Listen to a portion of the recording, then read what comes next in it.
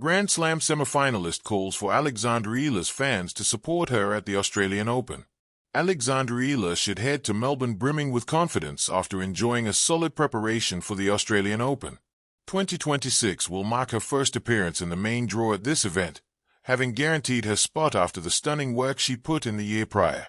This saw her rise from around 138 in the world rankings to 49th now, thus securing her spot in major events for the foreseeable future. However, participation will not be the end goal for a player as talented and driven as Alexandra Eala. She will want more, and backed by a relentless wave of Filipino backing, she has every right to strive for greatness. Donna Vekic reacts after losing to Alexandra Eala at the Kuong Classic. In fact, such is the stature of this support, one top WTA player has actually come out and called for the Philippines to share some of the love ahead of the Australian Open, after losing to Eala at the Kuong Classic. Featuring in this exhibition event ahead of a trip to Melbourne, it was Donna Vekic who was well beaten by the 20-year-old talent. In winning that match, Eala claimed the Yvonne Goolagong-Coley Trophy, and her second win over the Croatian in a week.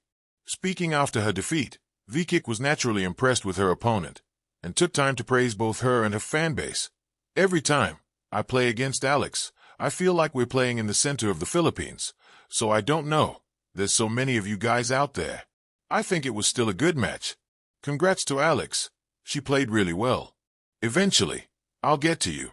Well, there's not even 1% of Croatians as much as there are people in the Philippines. Maybe they'll adopt me and support me in the Australian Open." It's not often that a Grand Slam semi-finalist calls on another player's fan base for support ahead of a major tournament, but even Eala has admitted she's been surprised by her fans in Australia of late. The Melbourne sun has a way of polishing everything it touches. Hard courts gleam like mirrors, white visors glow, and even nerves feel sharper under its gaze. On the eve of the Australian Open, the city hums with the rituals of tennis, the squeak of shoes in warm-ups, the soft thud of balls against practice walls, the murmured prayers of fans clutching ground passes like talismans. It was into this bright, breathless moment that a voice cut through, measured, experienced, and generous. A Grand Slam semi-finalist, fresh from a practice session and still wearing the chalk of the court on their shoes, paused at the microphone and spoke not of their own chances, but of Alexandra Eala. "Show up for her," the semi-finalist said, eyes earnest. "Fill the stands. Let her hear you." The request was simple, the effect electric. Alexandra Eala's name had already been floating through tennis circles like a promise carried on warm air. Young, fearless, and exacting with her left-handed strokes, she represented a new chapter, one written with discipline honed far from the traditional centers of the sport, with dreams cultivated on humid courts and belief stitched together by family, coaches, and a nation that recognized itself in her grit. But tennis, for all its elegance, can be lonely. It is a game of singular bodies against singular bodies, of silent moments stretched thin between points. Talent can open doors, but it is belief, felt, heard, shared, that steadies the hand on breakpoint. That is what the semi-finalist understood. They knew the way sound moves on Rod Laver Arena, how a chant can ripple like a wave and reach the baseline at just the right second.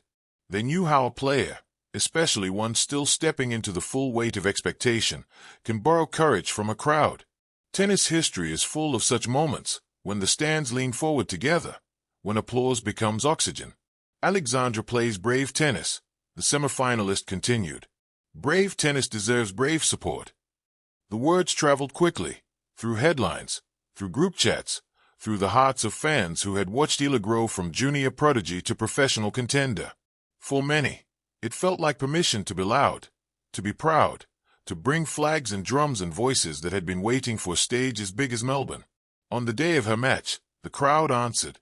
They came early, sunburned and smiling, carrying stories of late-night streams and early morning practices watched from halfway around the world.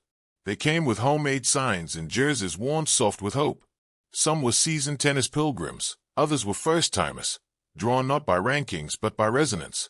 When Eala walked onto court, the applause rose, not the polite clapping of curiosity, but the full-bodied sound of belief.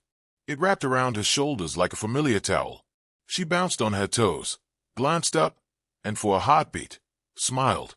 The match itself was a study in nerve and nuance. Long rallies, sudden angles, the kind of points that demand patience before daring. Between serves, Eala breathed deeply, eyes narrowing in focus. Between games, the crowd breathed with her. Somewhere in the stands, the semi-finalist watched too, anonymous now beneath a cap and sunglasses, their role complete. They had not offered technical advice or predictions. They had offered something rarer, solidarity. In a sport that often celebrates individual conquest, the moment felt communal. It reminded everyone that tennis greatness does not bloom in isolation. It is coaxed into being by hands that feed bulls, by voices that cheer through errors, by mentors who know when to speak and when to step aside. As the Australian Open unfolded, Eala's journey, whatever its final scoreline, carried that echo. Each forehand struck with conviction seemed to answer the call that had started it all. Each applause break felt like a promise kept. And perhaps that is the quiet power of such gestures. A semi-finalist did not need to lend their voice to another player. There was no ranking to gain, no trophy to polish. But by asking fans to stand with Alexandra Eala, they reminded the tennis world of its shared heartbeat.